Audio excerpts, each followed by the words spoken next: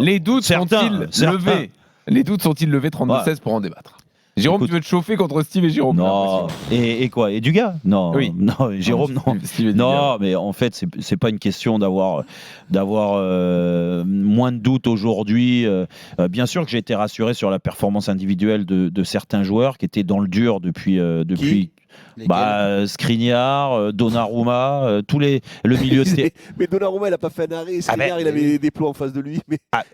Non, mais je suis désolé, Dugas. Dans ces cas-là, sur un tel match, tu juges pas les défenseurs. Donc on juge pas les défenseurs. On dit voilà. Non, mais en face, il y avait un tout petit Dortmund. Donc apporter un jugement sur les défenseurs là, ça paraît compliqué. Mais je veux bien. Non, mais attention, c'est toujours pareil, Dugas. C'est que je te vois arriver. Tu vas me dire, c'est un petit Dortmund. Mais pour Dortmund, quand tu as des attaquants et le milieu de terrain qu'avait Dortmund hier, il y a des bons joueurs dans cette équipe. Ok, donc s'ils n'ont pas été au rendez-vous hier, c'est parce qu'il y avait un adversaire qui leur a posé des problèmes. Adeyemi, tout le monde m'a dit, il va aussi vite qu'Mbappé, et c'est attention à la vitesse d'Adeyemi et tout ça. Qui a dit ça? Mais surveille tes relations, surtout Jérôme. Qui m'a dit ça? Arrête. Mais non, mais franchement, qui avant le match? Non, mais il faut être sérieux. Adeyemi, on l'a vu depuis qu'il est à Dortmund, il fait des bonnes choses. Il a deux doigts de signer à Bordeaux en intersaison. La preuve. Je te promets. Arrête tes conneries.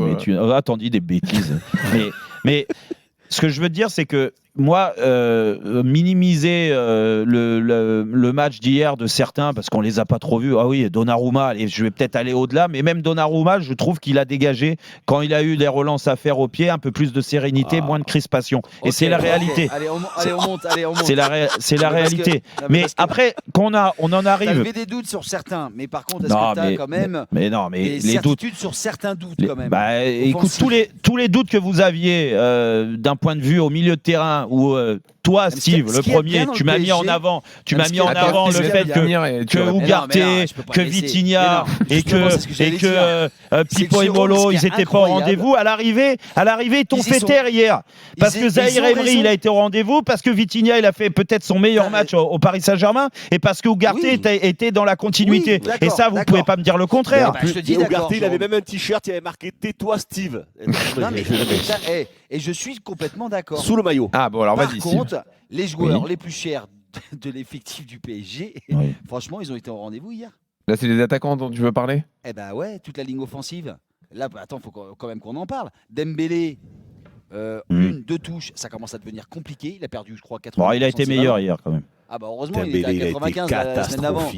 Jérôme, t'es sérieux ou quoi? Il a été meilleur que sur les derniers matchs. Ben oui. Tu commentais le match, je pense que non, je commentais pas le match. Je commentais pas le match hier. J'ai regardé le match. J'ai fait l'avant-match avec vous.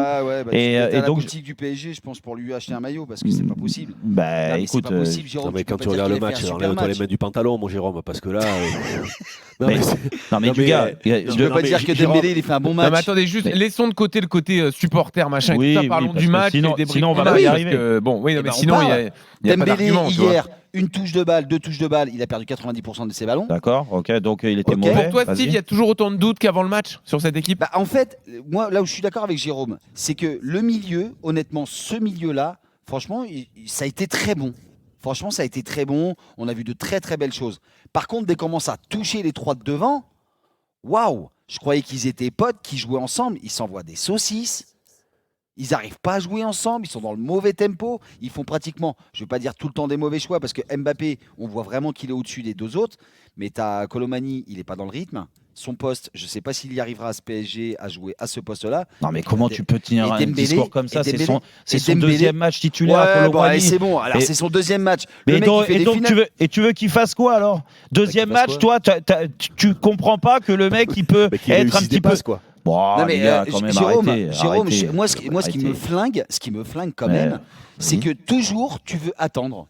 Mais j'attends parce que tu pourrais pas avoir une très bonne surprise. Mais parce que c'est l'histoire du football, Steve. Arrête un peu tes bêtises. Parce que j'essaye de me souvenir comment nous on pouvait être au bout d'un moment quand tu changes de club et quand tu rentres dans un club où tu as une dimension avec le poids d'un transfert. Alors je sais pas combien tu as été transféré, le plus gros transfert, mais n'empêche que derrière tu as un poids. Forcément, les gens ils te regardent avec ce poids du transfert. Et ben il peut y avoir un temps d'adaptation, les gars, quand même. Mais pour que ce soit clair, Jérôme, dis-nous à partir de quand il s'arrête le temps d'adaptation? Parce qu'on commence à les débats. à partir de ce moment-là. Plusieurs semaines. Après, avec 2 matchs, c'est un peu court. Moi, j'espère que ça mettra pas 1 an ou 6 mois comme certains.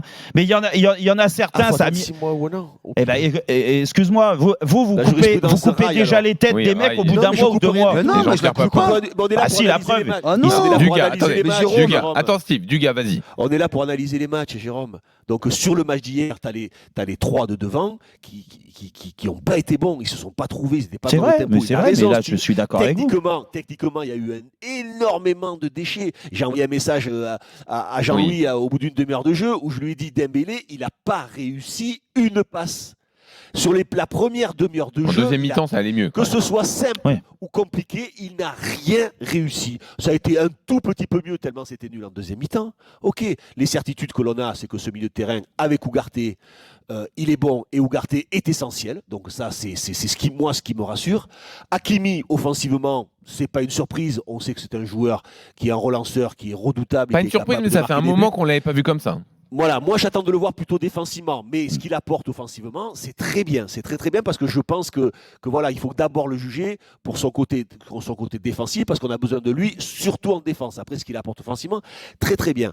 Après, ce match, il est réussi. C'est une bonne première entrée en Ligue des Champions. Bravo, c'est jamais facile de rentrer comme ça avec un effectif qui a été chamboulé. Après, rien de rassurant. La première mi-temps, elle est soporifique à souhait. Voilà, donc on va laisser du temps. Effectivement, d'ailleurs cette victoire leur permet de gagner du temps, de travailler dans la sérénité, dans la tranquillité, parce que travailler dans la défaite, mais t'as trouvé la première mi-temps soporifique. Oh, horrible. Horrible. C'est incroyable. Horrible. Ça va à 2 à l'heure. C'est fou quand même. Les transmissions vont à 2 à l'heure. Je trouve que c'est peut-être un décalage. On est à la télé, sur place, peut-être. Ouais, c'est possible. J'ai trouvé ça. Du gars, beaucoup de déchets techniques. Vous avez regardé 2 matchs différents. Et qui est du déchet technique sur les 3 de devant, je te rejoins. Et que, pour rebondir sur ce que tu disais, Steve aussi, en effet, ils n'ont pas fait leur meilleur match. Même Kylian Mbappé, tu sens que la préparation physique. Il la paye aujourd'hui, il n'a pas eu une préparation physique digne de ce nom et qu'il a été moins en jambes, même quand le PSG récupère les ballons. D'habitude, il va à 2000 à l'heure dans la profondeur. Là, des fois, il décrochait, il écartait, il n'osait pas y aller. Je pense qu'il marque un petit peu le pas de ce côté-là. Les 2 autres, ils viennent d'arriver. Alors, vous me dites qu'en effet, on doit les juger là. Bah, oui, ils doivent mieux faire et ça, on est d'accord. Et surtout Dembélé, avoir moins de déchets. Mais à côté de ça, me dire, entendre du gars, franchement, où là je suis à l'opposé de toi là-dessus, que le match, il n'y avait pas de rythme en première mi-temps, ils les ont agressés, acculés. Ils ont eu quasiment 80% de la balle. Mais dès qu'ils perdaient, il y avait un pressing incessant. Mais 80%, non mais d'accord, ok, donc si tu veux, ils ont joué dans le camp, Dortmund a été soporifique, a été insignifiant, ils ont eu peur du début jusqu'à la fin, ils ont été oppressés, ils n'avaient pas le niveau. Ok, très bien. C'est grâce au Paris Saint-Germain, ils ont su faire ce qu'il fallait. Ok, mais après, quand tu as le ballon, tu as le droit d'attendre quand même que ça aille un peu plus vite. Toutes les passes qui sont faites, on les voit arriver à 12 km, aucune prise d'initiative ou très très peu. Moi je te trouve très sévère. On va continuer le débat dans une seconde. Alors après, par contre, juste une chose, par contre, au niveau de l'état d'esprit, voilà, je trouve qu'on sent qu'il y a un corps.